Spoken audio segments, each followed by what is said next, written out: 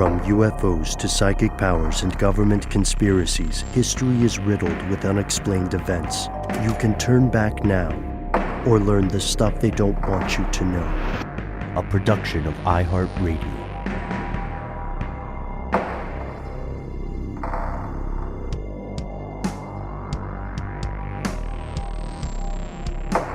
Hello, welcome back to the show. My name is Matt. My name is Noel. They call me Ben. We're joined, as always, with our super producer, Alexis, codename Doc Holiday Jackson. Most importantly, you are here, and that makes this the stuff they don't want you to know. It's a strange time, of course, to have a show that applies critical thinking to conspiracy theories. It's also a strange time to have a weekly segment called Strange News, and we are here for it. We've got some pretty fascinating stories today, but there is one that kind of takes the granite cake that we need to open with. I got word of this through multiple people reaching out through multiple ways. The Georgia Guidestones, located in Elberton, Georgia, in the vicinity there of Elbert County, have been attacked at 4 a.m. this morning as we record. They were partially, but not entirely destroyed. I reached out to the sheriff's office there. I reached out to Region 11 of the Georgia Bureau of Investigation, as well as their Open Records Unit and several other departments, all of whom confirmed the same thing. We can't talk about it too much right now because there haven't been very many statements released. But one of the things that I thought was very interesting as law enforcement hunts for the suspect who was destroyed like the main tourist attraction in that part of the state, I thought it was very interesting that this is July 6th as we record this. The attack occurs around 2 months after a little-known politician here in Georgia named Candace Taylor posted that if she was elected governor of Georgia, she would, quote, bring the satanic regime to its knees and demolish the Georgia Guidestones. And she started a hashtag tear them down. Had you all heard of Candace Taylor before today or maybe during the race? Yeah. Mainly because of this, you know, I mean, the Guidestones, I think, are near and dear to all of us. And I made a documentary about it years and years ago and spoke to Wyatt Martin, who is the gentleman who is the banker that kind of was the facilitator for the whole project with the anonymous stranger, R.C. Christian. And in the documentary, he predicted, like on camera, he said, you know, I think maybe one day someone's just going to come and blow the damn things up. And it was largely his perspective was because of all the controversy surrounding them as potentially being this satanic monument. I think all of us, through our discussion of this and through various other sources, kind of debunked that as being a thing, but that doesn't stop people from using it. And it's been, God, going on 10 years since Wyatt said that. He's now passed away, but it did end up happening. Yeah, and I heard about Candace Taylor, spelled very strangely, Candace, from John Oliver's piece he did on the Guidestones, titled Rocks, I think. And I'd never heard of her before, and it's very weird that this happened. The timing is a bit odd, don't you think, Ben? Yeah, we also have a documentary via Stuff They Don't Want You to Know, building off some of your work, Noel. It was on Amazon for some time.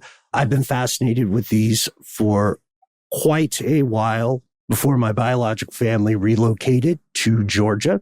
And the thing about it is, you know, as I've always said, speculation thrives in the absence of transparency. But right now, whether or not you are fully ACAB or whether you are fully back the blue, you got to be human enough to note that the law enforcement of that area is having a rough day. So extend your empathy to them. They are inundated with calls. It proved to me again that politeness can go a long way. I'll update when I get more information that they're able to make public. But thank you to those folks. We do know that based on, I think, our our various research as individuals and as a group, that this has been a tourist destination for people all over the world. It's also not necessarily popular with all of the locals. Candace Taylor, I was aware of fairly recently during some debates as the gubernatorial campaign was ramping up. And she was very much someone on the more extreme kind of QAnon side of the equation. If you enjoy a bit of political theater, and I'm not saying this is like a recommendation to vote or not vote for someone, but if you enjoy a good turn of kind of crazy phrase, then do check out some recordings of that. They were publicly broadcast on NPR and the local Atlanta affiliates like WABE. It's just interesting how, something that I think at this point has become pretty non-controversial due to various reports and all of that is becoming a rallying point for far-right politicians. We definitely, through our research as a team and individuals, like you said, Ben, determined that R.C. Christian likely did have some mildly eugenic leanings. There are some things about it and about his writings as an individual that he did anonymously that do kind of, follow this whole separate the wheat from the chaff kind of mentality. And, we know the first guide or precept on there is maintain Earth's population at 500 million in perpetual balance with nature, which taken on its face, no pun intended, you could be seen as a call for genocide. But, as we've discussed, the Guidestones themselves were likely meant to be a rallying point for rebuilding society in the face of some sort of apocalyptic event. As we know, they were constructed during the height of the Cold War.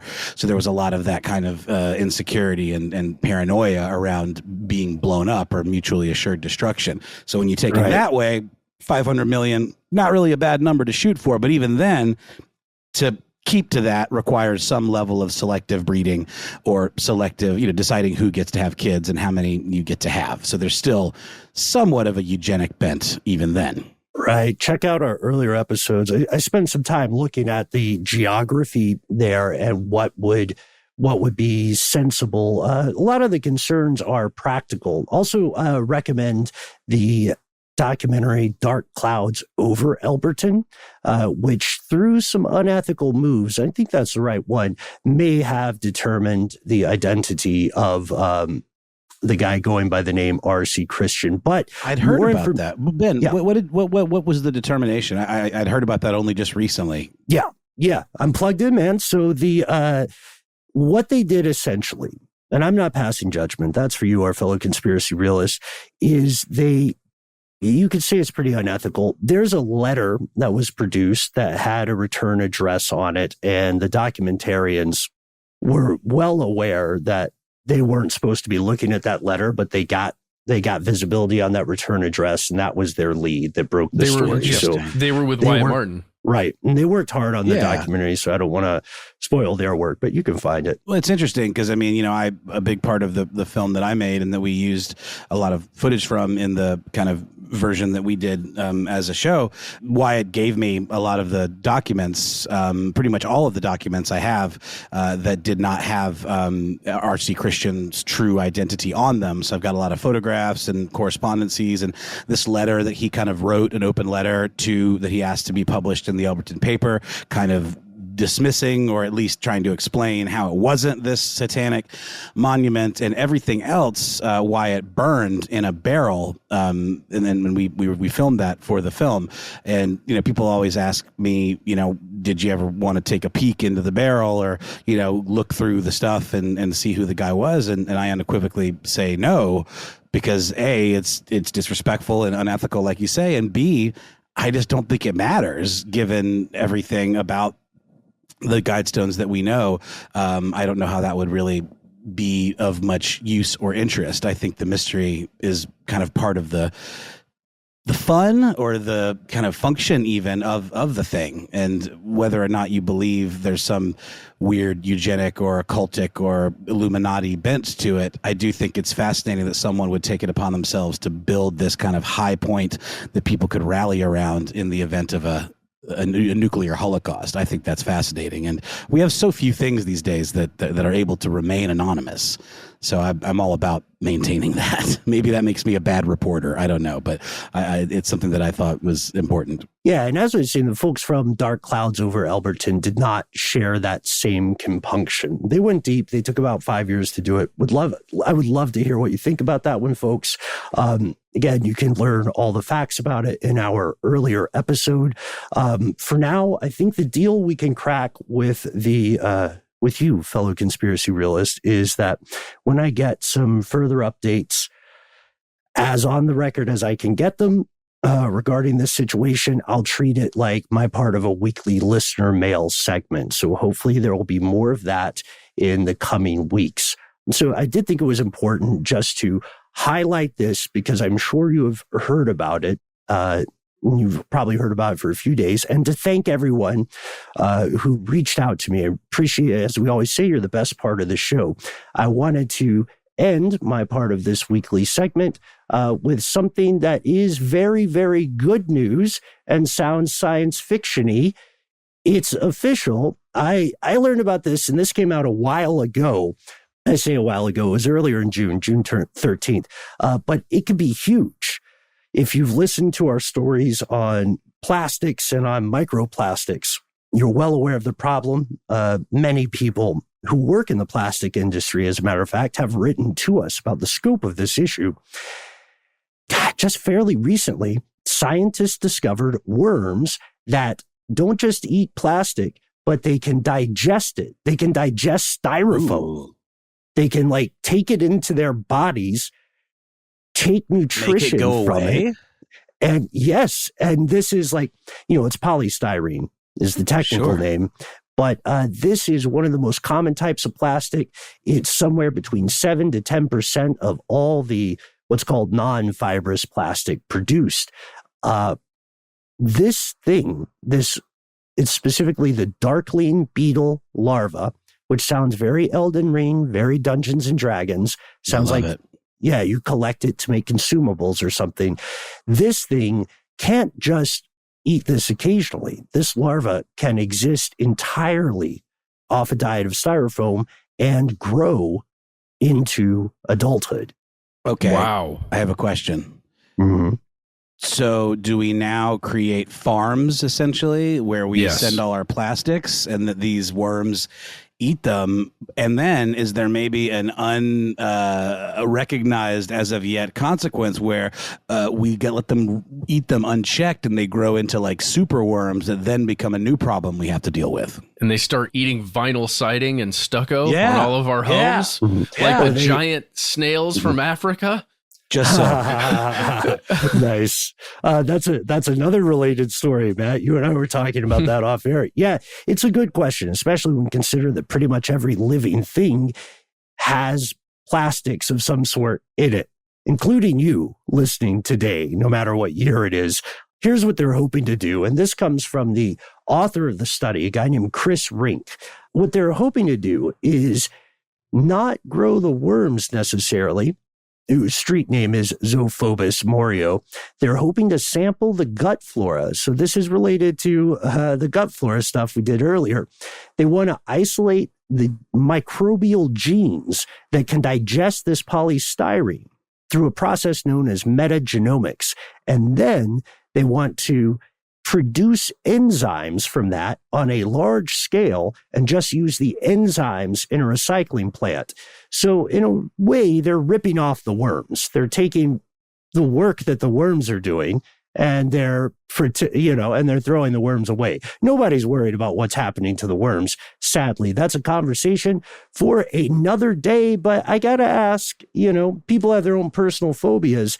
If you could have a mini recycling plant in your house in the future that was just this worm terrarium, and you just, when you were done with plastic stuff, you just threw, your plastic bottle of Mountain Dew, Zero Sugar, Baja Blast into the terrarium. This is aluminum, sir. That's aluminum, yes, but surely they're going to have a plastic you need goats version. for that. Yeah, that's a goat. Yeah, you can goat snack. But I mean, I picture it being chop up lawns. I picture it. Yeah, terrarium is exactly right, Ben. I picture it like I'm in my mind. I'm thinking like an ant farm, where you can kind of view them like going through their little tunnels and stuff, but it's entirely made of like plastic. Remember those like cross sections you used to see in like Earth Day situations that would show you like a cross section of a landfill? I'm picturing that, but like also populated with these worms that are eating their way down through it, like the very hungry caterpillar kind of situation. I think that would be remarkable and a really fun way to have some pets. Yeah, so that's my question. Going back to what I was setting up about phobias, I know a lot of people have a phobia about insects or worms or things that crawl in the subterranean world. Would you be okay with this in your own home? Let us know. Also, let us know if you blew up the Georgia Guidestones. We're going to pause for a word from our sponsors, and we'll return with even more strange news.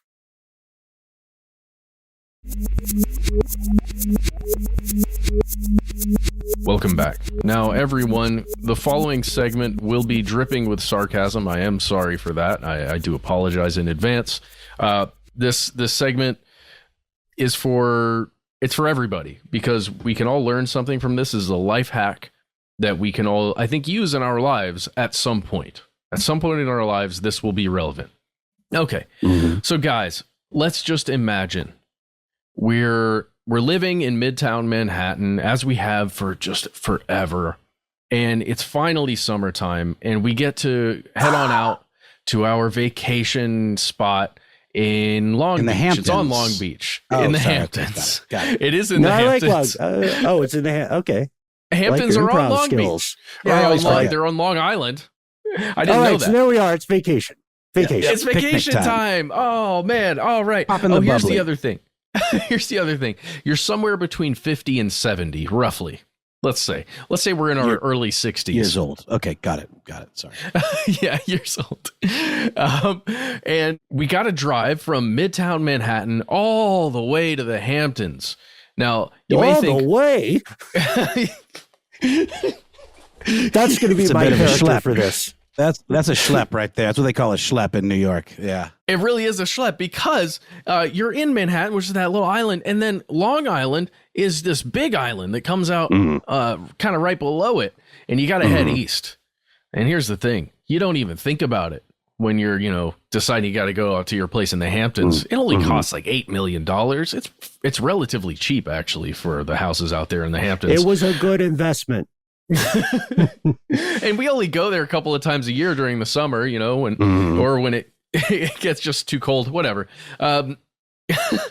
Usually it'll take our driver, whoever's running the rolls, about 2.5 hours to get from Manhattan out there to the Hamptons. Here's the thing, guys, our bladders, now that we're in our 60s, they're not what they used to be. Wait, you don't have a chemical toilet in the back of your rolls, Matt?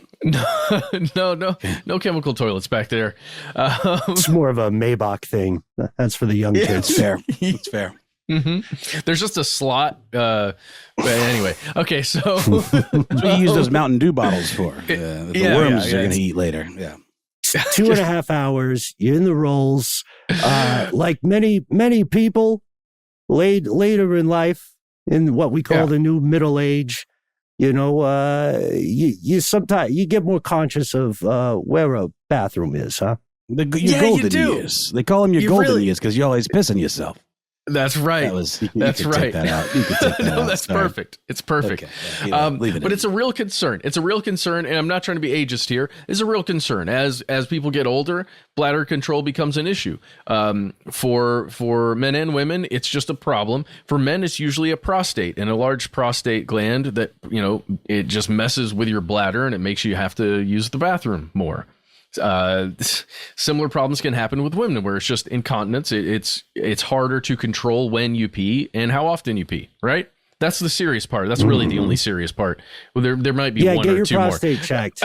Yeah, for real. Seriously, get your prostate checked. Get your downstairs bits checked. Just do it. No matter what you got. I went to a doctor's appointment like a year or so ago, and I asked for them to check my prostate, and they looked at me funny. They said I was too young.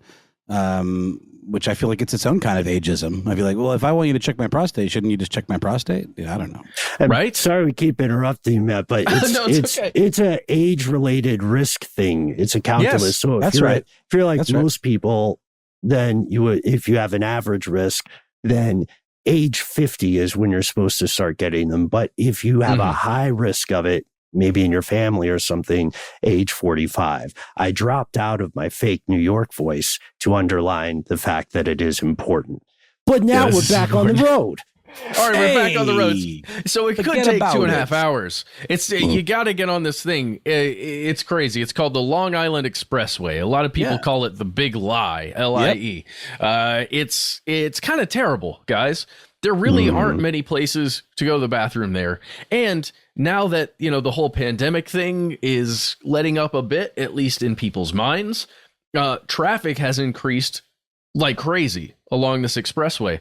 So now, instead of that 2.5 hours, it's going to take you 4.5 hours, maybe even 5 hours to get all the way from your Midtown Manhattan penthouse to your Hamptons $8 million beach house. So, that's a real problem. What are you going to do? Pee in some kind of Mountain Dew zero sugar Baja Blast canister? We want that use a sponsorship can. so bad. I'm not going to use a folks. can. We want it That's so barbaric. bad. You got to use a bottle. Come on. You have to use a bottle. It's the old PI trick because you can screw the top back on. Exactly. Get lemon no. Gatorade. No one will know. But no, that's not the answer. That's not the answer.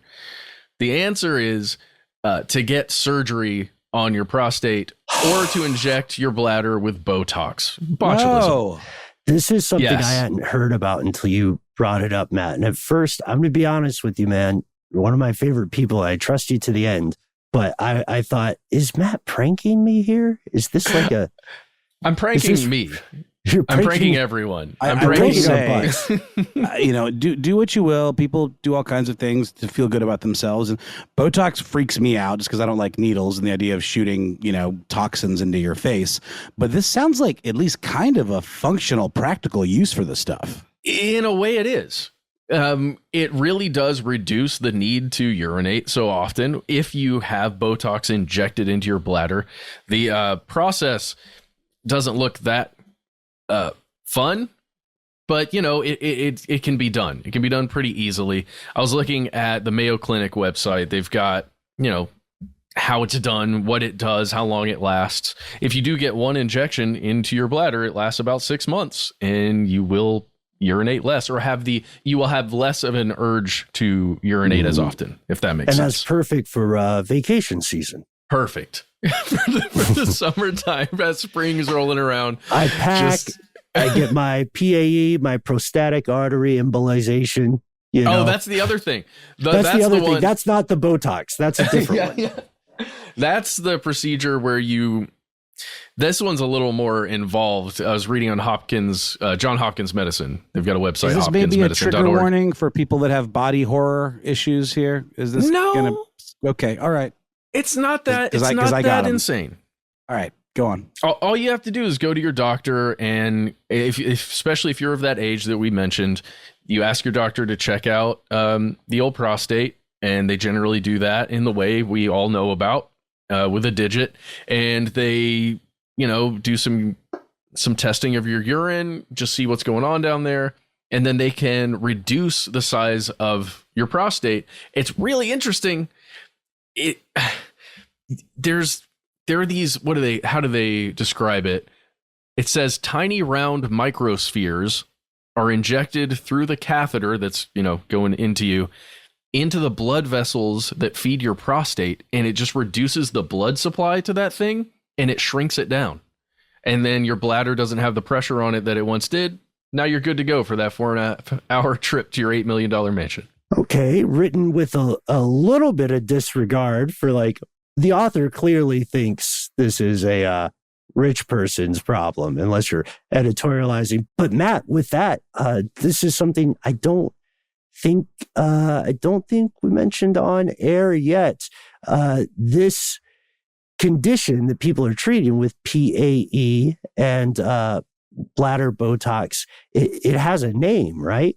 Oh, yes. Well, it's at least being coined Hamptons bladder, as in driving to the Hamptons issues because of that Long Island Expressway. I only know about this because of the reporting, or the writing at least, from Dory Lewak, or Lewak, Lewak, from Insider. She wrote an article titled, "Rich New Yorkers Are Getting Bladder Surgery and Botox to Avoid Bathroom Breaks on the Drive to the Hamptons." It is a very, if you think we're being sarcastic, read this article. Oh my goodness. Tongue in cheek. Not going to say which cheek. Yeah. Oh man. Thanks, man. And it's a joke. It just really doesn't apply to anything. This is not stuff they don't want you to know. The news has been atrocious over the past couple of weeks, and I just wanted something that's silly, that doesn't matter, but it could be helpful. Because we're all hopefully going to be in our 50s at some point. Everybody, you listening right now. And maybe you will need to get your prostate shrunk or your bladder Botoxed. And that's totally fine. And that's okay. Mm-hmm. Just be aware that if you have to do the procedure with the prostate, it costs about $20,000 out of pocket. So that's chump change. That's like, a Maybach car wash. Well, it may not be for us if we have to pay out of pocket, but if we have health insurance and we need it, maybe we can make it happen. Would that be considered how to get things covered by insurance, there's all kinds of assessments that take place.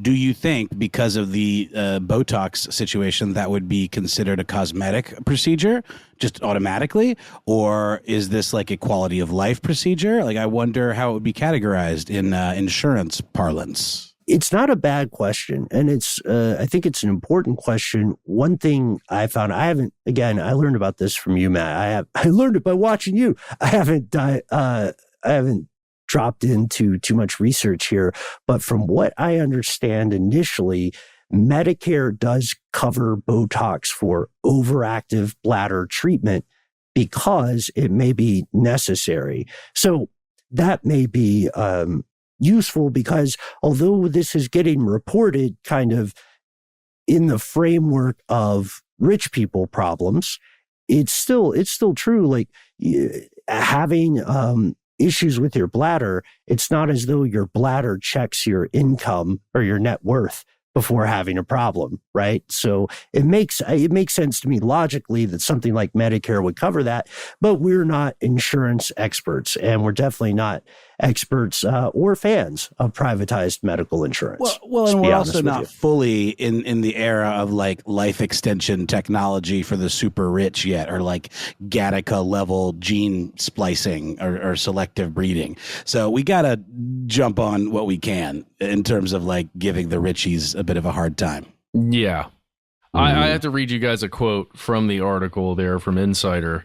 It comes from a New York urologist named Dr. David Schusterman, and he says patients have told him about all these fights that they have in cars while they're on their way to the Hamptons.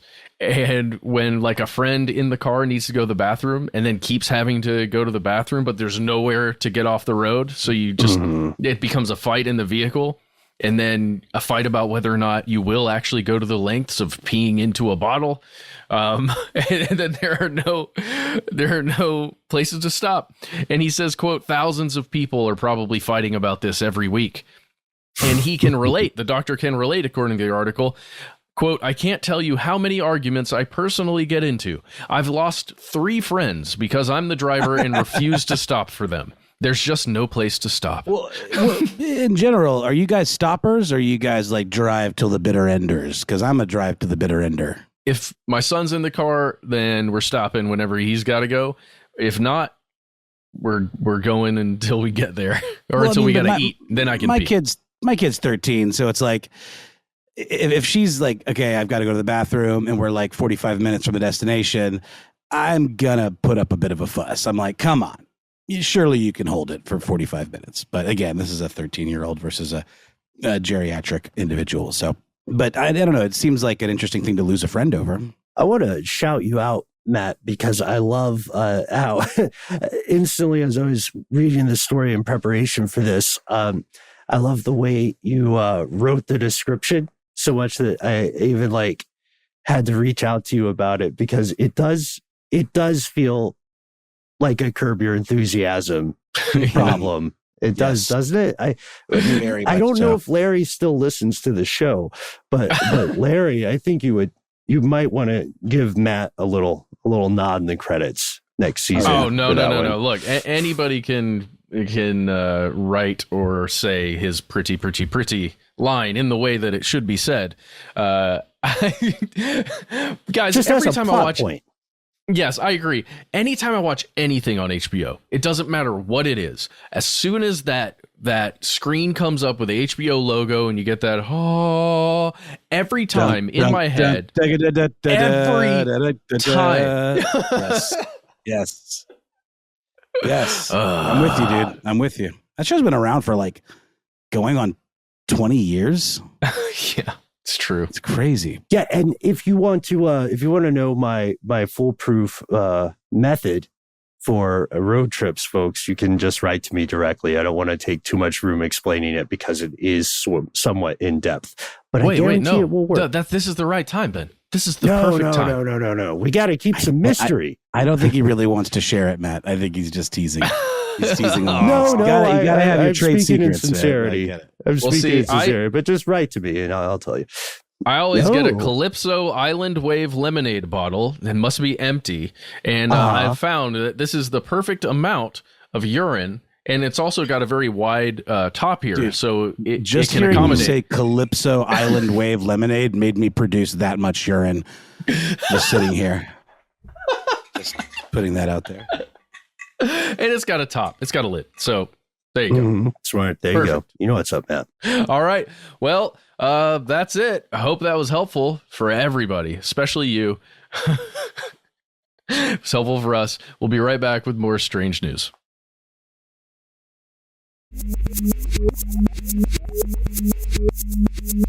And we're back with one more piece of strange news. Fellas, have either of you ever been to a screening of the Rocky Horror Picture Show? Yes. You know what? You guys have both also been to space camp. I haven't been to space camp. I've also never been to a screening of the Rocky Horror Picture Show. But it's down the street. It's like every Friday. I know. Down the street. Walk out of the bar they were always at and go left. I just never managed to go. It's not something I feel like I should go to by myself, but maybe I'll change that. Here's the thing. Like, okay, so films like that and like the what is it? The Room. There are other ones. They're usually, long-standing cult classic films that have these traditions of people showing up in costume, bringing particular props, shouting at the screen, singing little songs, doing little rituals that are kind of outside of the film itself. It's very participatory. Anybody that hasn't seen the film or isn't familiar with the culture would be completely clueless as to what's going on. But also, it would probably be very entertaining. You don't typically associate that kind of stuff with brand new first run movies that are like, in the theaters for a holiday weekend.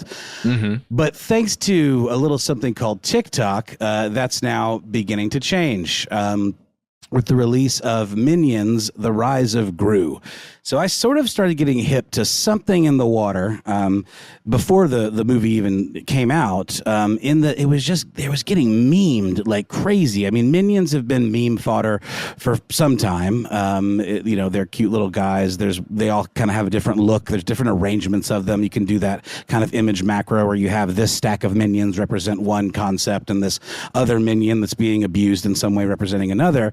But all of a sudden, leading up to the release of The Rise of Gru, the minion meme content just kind of started going out of control. And my kid's pretty tapped into this stuff, more so than me and any of us, I think, at least in terms of the very kind of specific kind of TikTok meme culture, which is its own thing. And I'm sort of like a second run TikTok memer. I'll see them when they've been reposted on Instagram a couple of days later. But I was curious, and all of a sudden my kid's just losing her mind about this new Minions movie. And she's never really been, the Minions movies are fun, Despicable Me and all of that and Gru. But it's never been something that she's been particularly bonkers about. And all of a sudden she is not staying with me this particular night, and she goes to see Minions and is messaging me after and saying, "Oh my God, Dad, it was absolutely, top quality cinema. There were so many dapper gentlemen in the crowd." I'm like, "What?" Oh, Gentleminions. That's what they're Gentlemen, called. yeah. And then I realized, she's like, "What, you don't know about the hashtag Gentleminions trend?" Mm-hmm. Yeah. And I did not. And I was wondering about the explosion of Minions memes, but this is why there was this hashtag somebody started on TikTok, hashtag Gentleminions, and it led to an absolute explosion of people showing up to the premiere of the Minions movie wearing their formal wear, their most dapper formal attire. Suit jackets, collared shirts, ties, and all of that stuff, going to theaters to see this movie. Not only that, and you may know that the Minions are quite fond of bananas. They say banana a lot, and they like bananas for whatever reason. I think weren't the Minions like born on an island or something? Or am I thinking of the Oompa Loompas? I might be confused. There's a lot of crossover in this lore.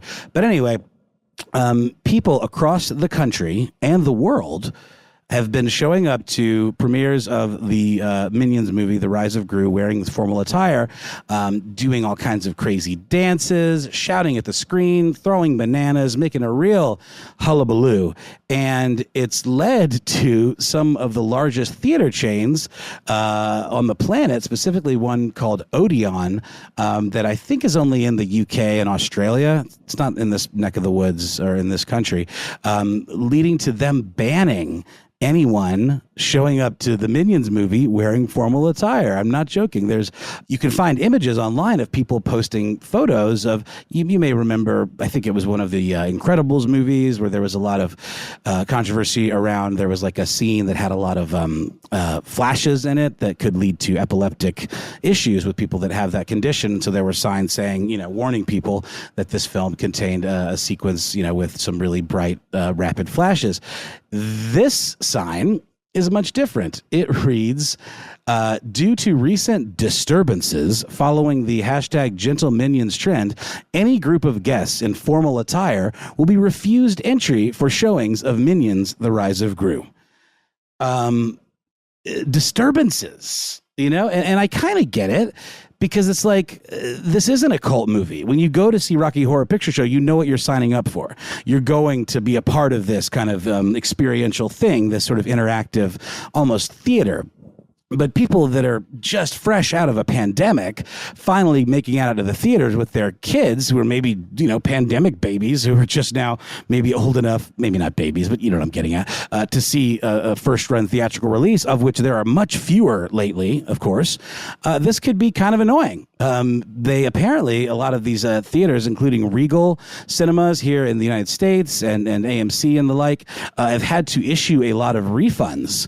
So while the company Illumination Entertainment behind the Minions movie seems to have embraced this trend, they actually did a tweet saying that they, people showing up to see the Minions movie in your suits, we see you. It actually specifically, it's Universal Pictures, which is, who owns Illumination. To everyone showing up to at Minions in suits, we see you and we love you. And then the little emoji of the heart fingers. But again, this could potentially be causing some financial disruption to the actual franchises of the theaters. There was even a story I saw about some, teens, adults even, adults is a relative term, I suppose here, but dressing up in outfits resembling custodial staff and, sneaking in buckets of bananas that they then, ran amok with. So I don't know. I just think it's fascinating what leads to a meme like this and how it can go one of a couple of directions. This is obviously one that's been very positive for the movie overall because it's, I think, a record-breaking opening weekend. I think it made, north of $100 million. I think it's heading towards breaking some records for an opening 4th of July weekend. But also it seems to be causing some problems for the individual theaters and also for, parents trying to take their kids to the movie, not wanting to be disrupted by ironically suit-clad tweens. Another example of this that maybe didn't go this direction that we talked about a little bit off air that I'd love to hear what you guys think about is what happened with the movie Morbius, which is a pretty poorly reviewed DC movie, or Sony rather. It's a Spider-Man villain, or I don't know. He's kind of an anti-hero, I guess, played by Jared Leto. He's like a doctor that becomes a vampire, and apparently the movie's quite bad. But it created so much meme content that even after it bombed in the theaters the first time, Sony was like, "Hey, look at all these memes!" So they re-released it to a second run in the theaters, specifically on the steam of these memes, meme steam, and it bombed a second time. So it was like double embarrassing for Sony because they didn't quite get why the memes were happening. But Universal seems to have just kind of rolled with it. So I don't know. What do you guys think? What makes a meme? What makes a moment like this? Well, I haven't seen Morbius yet, guys, so I don't know. I don't know about that. I'm trying to think of other meme things like this. The only thing I can remember is Star Wars, when it was just at the end of high school and the new Star Wars were coming out. What were those, the prequels? Yeah. And people were just going to the theaters dressed as Jedi. That's all. That's the only thing I can remember. Yeah, that's a common thing. There's also, I mean, inseparable from this conversation is something that Matt, you and I touched on briefly a while back. And then I think the three of us touched on it in an earlier Strange News segment. It's that marketing is inseparable from this. So one of the goals of marketing operations for anything is to go viral. So in the case of Minions, it's completely possible that a marketing campaign was started, right, to appear organic. I don't have any proof of this, but I did read a fantastic article from GQ about Gentleminions by Grant Rinder. So shout out to you, Grant. That just came out yesterday, I want to say. In this, they discuss how this thing evolved. The world of ubiquitous media has definitely eased the process, lessened the friction of making things go viral, though I don't care for the way that phrase is used often. I like to think when these things happen that they are organic and that people are just enjoying it and working together collaboratively the way that people in sports stadiums would toss balls, right? Together with strangers you didn't know. Do the wave. Right. And so the reason I think that's such a good comparison is, and I'm not sure if people have made that comparison yet, is because it asks very little from the participant, and the reward for your action is to be part of something bigger. But it's also very easy to game that. Especially if you can originate a hashtag and sort of hide your hand, or get some influencers to originate a hashtag. In the goal of Morbius, no, I'll shut up in a second. In the goal of Morbius, I do want to point out that this was reversed because the people who were doing this on forums across the internet knew that they could control the studio's marketing arms, right? And they wanted Morbius, which has been a panned film, right? They wanted Morbius to flop, and so they tried to make it seem as though there was this groundswell, even though it was quite sarcastic and snarky if you were in the know, and it worked. Morbius's re-release made $300,000 over the weekend when it first released. That breaks down, according to Hypebeast, that breaks down to about $289 per theater. So they really did a successful trolling. I'm just saying those are two examples of how it can go either way, but hopefully it's organic. And I think every time I've seen a marketing company or marketing department try to create something organically or create something that resembles an organic meme, it usually falls flat. So I would argue that this Minions thing is just an example of ironic Gen Z humor kind of run amok in a way that's pretty innocuous and just leads to some kind of viral moments and mild annoyance, for theater employees. Guys, I'm looking at Box Office Mojo for Morbius. It's looking like it's worldwide release. Remember how we talked about the international versus domestic releases? It's made almost $164 million. Now that's interesting, Matt, because you got to wonder if these American memes are translating to butts and seats in other countries too. Because there really is no, I mean, it depends on the country, I guess, and how your internet is or is not censored, but things are interpreted differently. And also, you know, we know that movies that maybe seem corny here or are panned sometimes do remarkably well in other countries, depending on, you know, the property. So that's, you know, obviously that makes the movie worth having been made. So I don't know that executives are like too salty about all this stuff at Sony. If that's the case, that's pretty good. But what was the budget of the movie? I don't have that information here. Usually you do when you check out Box Office Mojo. Anybody 75 million. Yeah. Okay. There you Original go. release earned 163 million worldwide, only 74 million domestically. So it earned $1 million less domestically than its $75 million budget, but internationally, it's basically considered kind of a mild success, but it does have the rare distinction of being one of the only, if not the only, movie that bombed twice at the domestic box office. So there you have it. Minions and Morbius, memes and movies. What makes a meme? Let us know. You can do that in a lot of ways, actually. That's right. Let us know also if you live in the Albert region. I just heard from some folks that I'm going to ask to go take some direct photographs of this.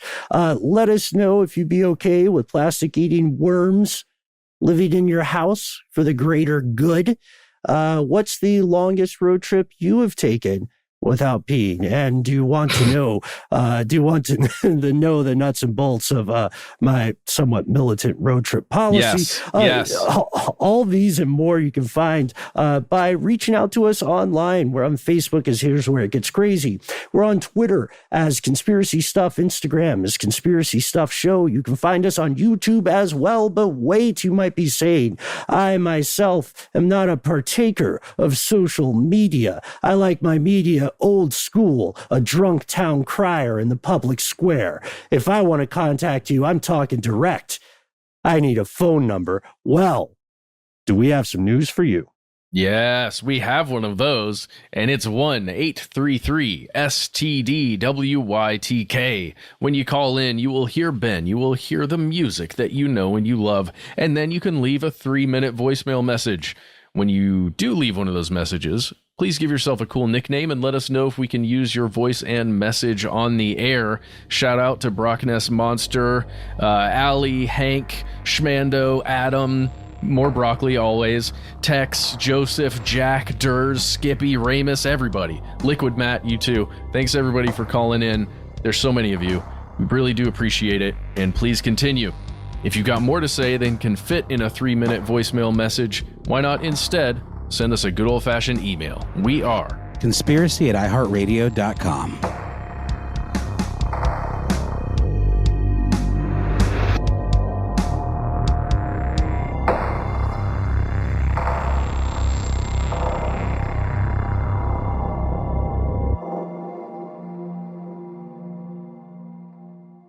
Stuff They Don't Want You to Know is a production of iHeartRadio. For more podcasts from iHeartRadio, visit the iHeartRadio app, Apple Podcasts, or wherever you listen to your favorite shows.